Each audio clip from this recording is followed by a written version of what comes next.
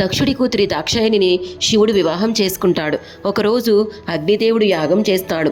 దానికి దక్షుడు కూడా వస్తాడు. అందరూ మర్యాదగా లేచి నిల్చుంటారు, ఒక శివుడు తప్ప.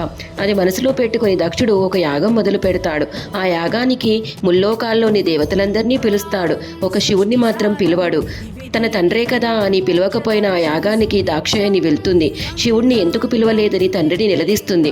అప్పుడు దక్షుడు శివుడి గురించి ఇలా మాట్లాడతాడు: పులితోలు కప్పుకునేవాడు, శ్మశానంలో నివసిస్తాడు, కపాలాలమాల ధరిస్తాడు, అలాంటి వాటిని ఎవరు ఎందుకు పిలుస్తారు అని అవమానిస్తాడు.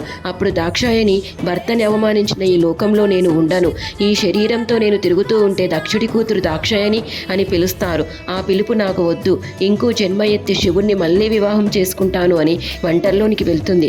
ఇది తెలిసిన శివుడు రుద్రుడు అవుతాడు. చలనం లేని దాక్షాయణి శరీరాన్ని భుజాన వేసుకుని శివతాండవం చేస్తాడు.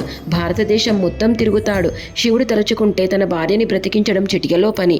కానీ పార్వతి మాటలకు విలువనిచ్చి తన శరీరాన్ని భుజాన వేసుకుని సాధారణ మానవుడిగా ప్రేమ కోసం దూరమైన వ్యక్తి కోసం బాధపడ్డాడు. ఈ వీడియో కనుక మీకు నచ్చినట్లయితే లైక్ చేయండి, షేర్ చేయండి. మరిన్ని వీడియోల కోసం మా ఛానల్ని సబ్స్క్రైబ్ చేసుకోండి.